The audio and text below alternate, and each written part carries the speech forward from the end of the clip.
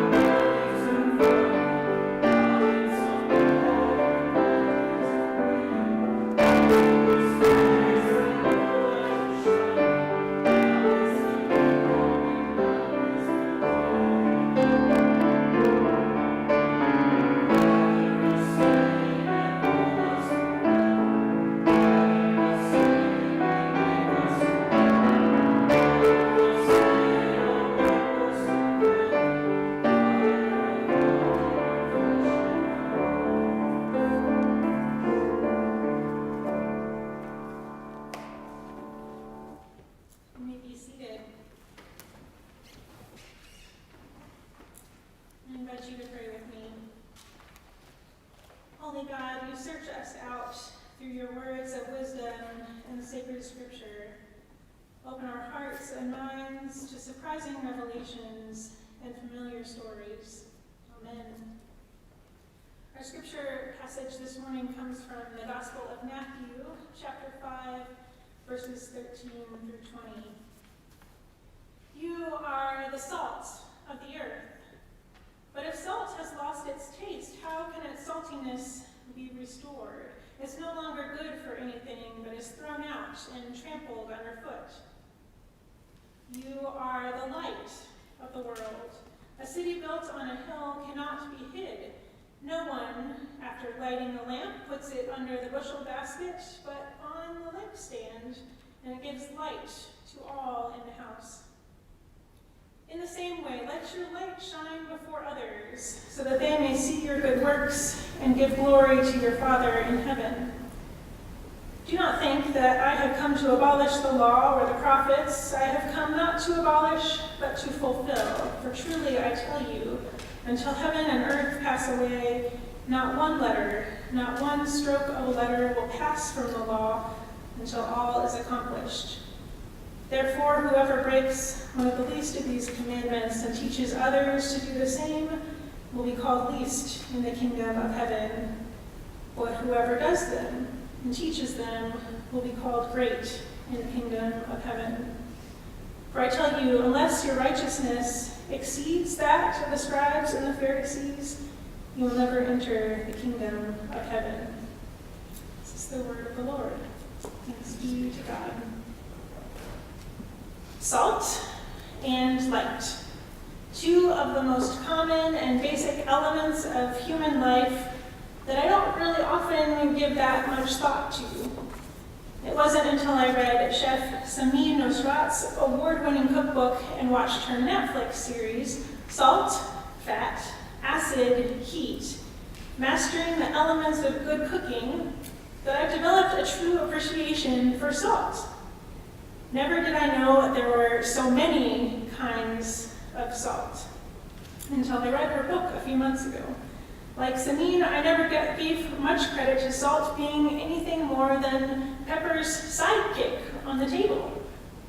I didn't realize that if you cook plain dried pasta in water that's been salted until it tastes like the summer sea, that any pasta dish is made better. Turns out salt is a lot more complex than I expected. I didn't realize, for example, that the human body can't survive without salt. Colby, our intern, told me 10 minutes ago that salt can put out fires. Who knew? I'd still recommend one of those industrial fire extinguishers in your kitchen just in case the salt doesn't work, because I haven't tested it. I didn't know that nearly every culture incorporates salt into their cuisine in some special way, whether it's soy sauce and dried seaweed in Japanese cuisine, salty cured meats or Parmesan cheese in Italian dishes, ketchup on a hot dog, or salted caramel in a bar of chocolate. All forms of salt, sea salt, kosher salt, table salt, flaky or rock salt, all different kinds of salt, they all come from salt water, but chemistry, more complicated than Chapel can explain, makes the crystals and types form differently, giving different tastes and textures. Salt's used as a preservative, think beef jerky, or Little House on the Prairie. It's used as a flavoring in some chemical fertilizers for soil, and even as currency in early civilization. Now we get to the Bible scholars. Bible scholars debate everything, and in fact, they debate the meaning of this particular one line from Matthew's Gospel. You are the salt of the earth. Did Jesus mean that the disciples were literally salt of the earth, like when they died? Does it mean something else? What about the loss of flavor part in the scripture? Scientists say salt is a relatively stable substance that can't lose its flavor. Fun science facts.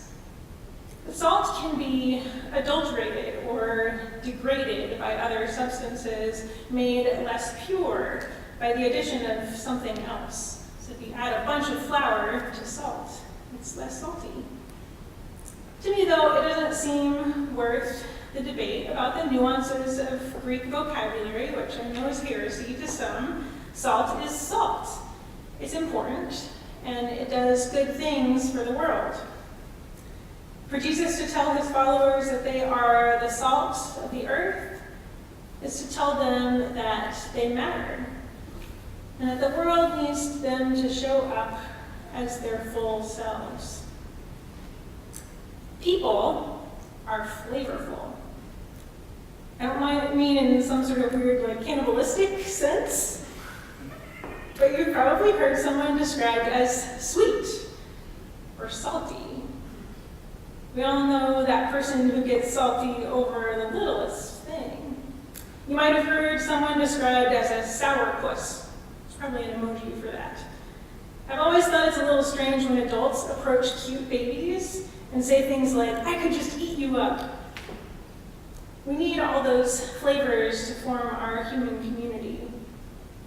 In a world that's lost the flavor of kindness, more is needed. In communities that blandly face the same challenges over and over, creativity is salt for the world. We're made better by the potluck and stew of people showing up and being their authentic selves. The salt metaphor in this passage from Matthew immediately follows the Beatitudes, that famous passage that so many people know well, that includes phrases like, "Blessed are the poor in spirit, for they shall inherit the kingdom of heaven. Blessed are those who mourn, for they will be comforted. Blessed are the peacemakers, for they shall be called children of God." Such claims are unexpected and I think add new flavor to God's presence in the world. If such news is proclaimed to the world at full strength, there's a chance for change. Once you've gotten the salt right in a recipe, there's no going back to a flavorless past. Just in case the first salt metaphor doesn't work for you or if it's misunderstood, Jesus includes a second with a revelation about light. You are the light of the world. Light, I've discovered too, is just about as fascinating as salt, even if it's not as delicious on French fries. The motto here in the chapel, Sit Lux, translates, "Let there be light," the invocation that brought the world into being out of chaos and darkness. Call it Genesis, God's creation in 24-hour days, or the Big Bang, and you have light, whatever the story. Light in lonely places, light in dim places, light. But it's not enough to be a keeper of the light who hoards the revelation and warmth of the light for personal gain. When Monmouth College founders chose this Latin motto and did all the work of putting it up there, they likely imagined the preparation of learners departing this place to make the world a better place, regardless of their vocations. The founders, and certainly those who are here working today, hope for students bringing health to the sick, faith to the despairing, justice to the oppressed. I think they would be proud of the light-filled students that have gone forth from this place. We take light for granted sometimes.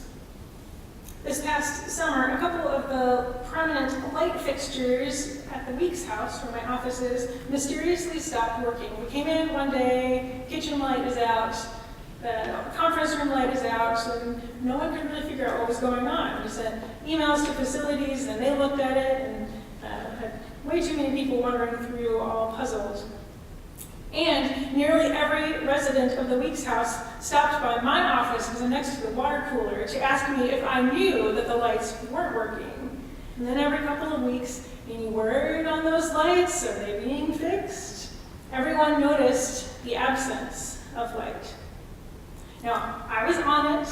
I submitted work orders, but the campus electrician discovered it was more complicated.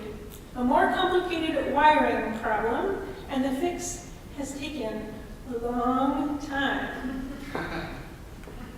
New wire had to be run. New junction boxes needed to be installed. New switches and circuit breakers were necessary. In a newly constructed building, like the ones on HGTV where they break down all the walls, or in new buildings with new studs, it's not a big deal, really. You just run wire. But in a house over 100 years old, there are oddities. Things aren't quite level. It's dim in places, walls inconveniently, and ceilings, and nice painted surfaces run between the lights and the wiring. As the long summer days waned into the shorter winter ones, we really began to miss those lights. When it starts to get dark at 3:30 in the afternoon, it was a real problem. So several lamps were brought in, but they each had to be turned on individually or plugged in. Many of our Lux staff meetings were spent in partial darkness. It just didn't work as well as that bright light with the wall switch that shed light over the full room. The kitchen light, we came in miraculously a few months later, and the kitchen light was fixed. We're like, great! We rushed to the conference room, and the conference room light is still out. So I sent a note in and work order and said, did you know the conference room is still out? And they did. Repair on the conference room, though, began last week. And I came into the office this morning to discover that we now have full light. Appreciate both of them more. And I also appreciate that the lights were fixed in their particular locations. It wouldn't really have helped us at Weeks House if the lights had been installed in the attic or all the way in Graham Hall on the opposite side of campus, or if they had been installed properly in their right places, but with dim bulbs or decorative opaque boxes around them, like the bushel baskets Jesus mentions in the scripture. It seems like common sense, right? That if you have light, you will let it shine. Sometimes I think the light we're given, whether figurative or not, you can replace light with a metaphor of any of your gifts. Sometimes our gifts and our light doesn't make it out to the world. It stays in our homes, our offices, our classrooms, benefiting our own needs. It takes more effort to be a lighthouse, a city on the hill that draws other people into warmth and cozy places. The world needs more light. Sometimes it takes months to get light back into dark places, but it's worth it. What kind of light do you think the world needs? I have an answer to that question. I think the world needs light in the form of more justice, more learning, more of the risk-taking that Terry has talked about and will continue to talk about in her series.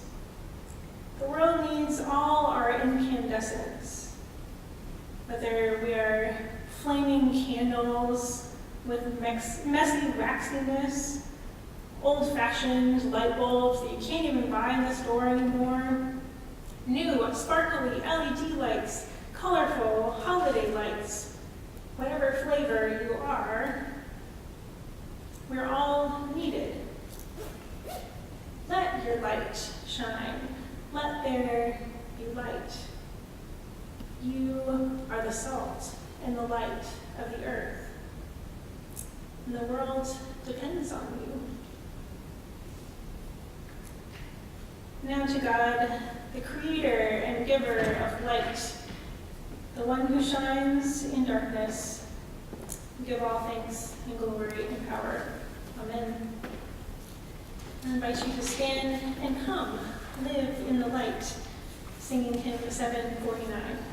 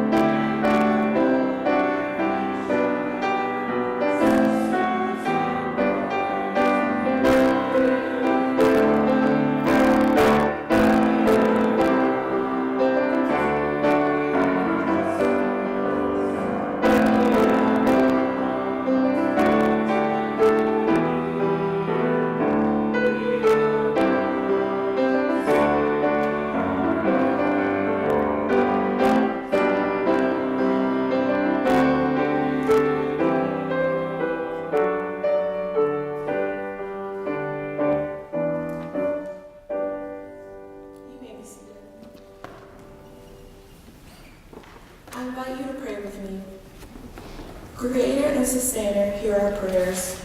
Hear our prayers for the community of faith in all places. We pray for renewed energy, creative spirits, and awe-inspiring moments. We pray for Monmouth College and its mission and purpose in the world.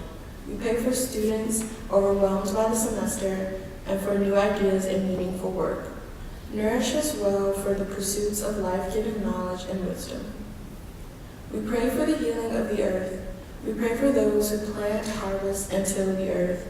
Teach us to use the world's resources kindly and thoughtfully. Give us ambition to work and grow and not destruction. We pray for peace and justice in the world. Give all nations and leaders a spirit of reconciliation, a hunger for compassion, a concern for the most vulnerable. For the poor and oppressed, bring a new day when the least of these will receive their inheritance of good news. We pray for all who need healing in body, mind, and soul. Heal the wounds that inspire vengeance. Give us the rest that resources order and well-being. Knit us together in comfortable and beloved communities where laughter is heard and all are welcome. For all those prayers unheard or unspoken, we pray the prayer that Jesus taught his followers, saying, Our Father, who art in heaven, hallowed be thy name. Thy kingdom come, thy will be done, on earth as it is in heaven. Give us this day our daily bread, and forgive us our debts, as we forgive our debtors. And lead us not into temptation, but deliver us from evil. For thine is the kingdom, and the power, and the glory forever. Amen. Now I invite you to stand and sing our closing hymn, number 377, I Want to Walk as a Child of the Light.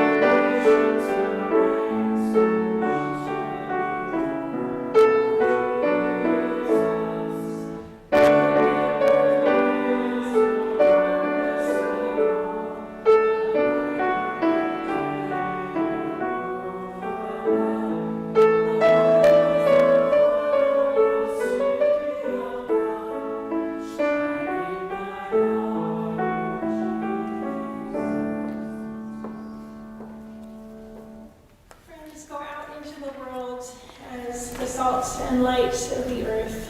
The world needs you. You are sent forth. Now may the Lord bless you and keep you. May God shine light upon you and be gracious to you. May God go with you in peace. Amen.